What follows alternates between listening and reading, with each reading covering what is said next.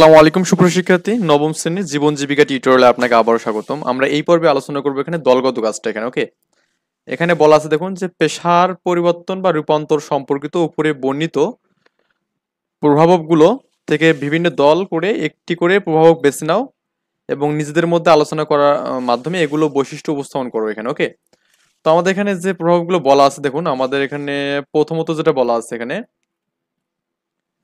এখান থেকে একটু পড়ে দেখবেন এখানে যে সময়ের সঙ্গে পেশার রূপান্তর এখানে। তো এখানে যেটা প্রথমে বলা আছে সেটা হচ্ছে আমাদের অটোমেশন বা কৃত্রিম বুদ্ধিমত্তা, এটাকে বলা হচ্ছে এআই বলা হয় বা আর্টিফিশিয়াল ইন্টেলিজেন্স বলা হয় এখানে।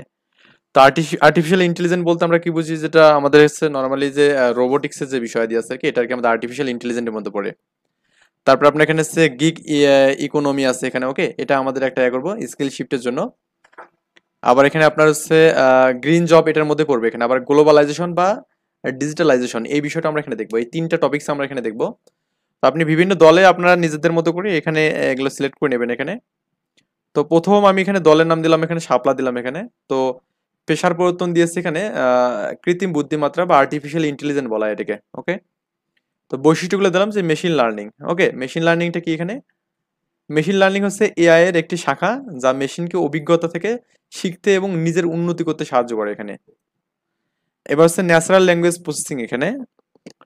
এটি কম্পিউটারকে মানুষের ভাষা বোঝা, বিশ্লেষণ করা এবং উৎপাদন করার দক্ষতা দেয় এখানে। ওকে, উদাহরণস্বরূপ চ্যাটবট, তারপর এখানে আছে আমাদের ভার্চুয়াল অ্যাসিস্ট্যান্ট। এগুলো অবশ্যই আপনারা যদি যদিও এখনো অতদূর জাননি, আপনারা অবশ্যই চ্যাট জিপিটির নাম শুনছেন তাই না? চ্যাটবট যেটাকে বলা হয় এখানে। Computer vision. ওকে, এটি এমন একটি প্রযুক্তি যা কম্পিউটারকে ছবি বা ভিডিও থেকে তথ্য সংগ্রহ করতে এবং বিশ্লেষণ করতে সক্ষম করে। মানে একটা ছবি বা ভিডিও থেকে আমাদের ওই ছবির যে মানে গভীরতম যে বিষয়গুলো আছে, মনে করুন যে আমাদের ওই ছবির মধ্যে যে বৈশিষ্ট্যগুলো আছে এগুলো আমাদের এখানে বিশ্লেষণ করবে। রোবোটিক্স বলছে এখানে। তো রোবোটিক্স নামটা অবশ্যই সবাই শুনছেন। রোবোটিক্স হচ্ছে এআই এর একটি শাখা যা স্বয়ংসক্রিয় যন্ত্র এবং রোবট তৈরি এবং নিয়ন্ত্রণের সাথে সম্পর্কিত। এটি রোবটকে স্বাধীনভাবে কাজ করতে সক্ষম করে এখানে। এজেন্ট ভিত্তিক সিস্টেম এখানে। ওকে, এজেন্ট ভিত্তিক সিস্টেম এমন একটি সফটওয়্যার এজেন্ট তৈরি করে যা স্বাধীনভাবে কাজ করে এবং একটা নির্দিষ্ট লক্ষ্য অর্জনে সক্ষম হয় এখানে। এরপর আমাদের রোবোটিক্স আছে, যেটা আমাদের গিগনিন ইকোনমিক বলা হয় এখানে। গিগ ইকোনমি বলা হয় এখানে। ওকে, বৈশিষ্ট্য হচ্ছে মুক্ত বাজার অর্থনৈতিক বিশেষ দিক হলো পূর্ণ সময়ের কাজের পরিবর্তন এবং স্বল্প মেয়াদী চুক্তি এখানে। স্বাধীনভাবে ফ্রিল্যান্সারদের কাজে প্রসারিত করে এখানে এবং যে কোনো জায়গায় বসে কাজের সুযোগ থাকে এখানে এবং ভবিষ্যতে শ্রম বাজারে নতুন যাত্রা এবং চ্যালেঞ্জ তৈরি করে।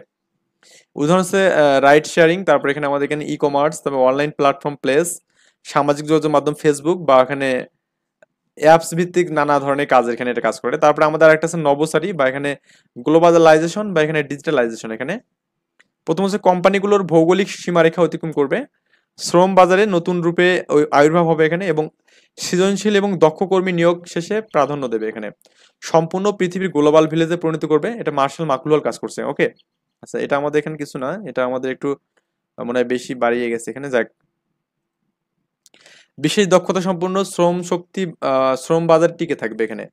অভিযোজন যোগ্যতা ক্রমাগত দক্ষতার বিকাশ নতুন প্রযুক্তি গ্রহণের উদ্বোধন করবে, যেমন ফ্রিল্যান্সিং, তারপরে ডিজিটাল প্ল্যাটফর্ম, তারপরে এখানে ই মিউটেশন এখানে এগুলো আমাদের বলছে এখানে। ওকে, এই হচ্ছে ব্যাপার স্যাপার। আমরা নেক্সট টিউটোরিয়ালে আমরা আরেকটা কাজ নিয়ে কাজ করবো ইনশাল্লাহ। এই পর্যন্ত ভালো থাকবেন। আল্লাহ হাফেজ, আসসালামু আলাইকুম।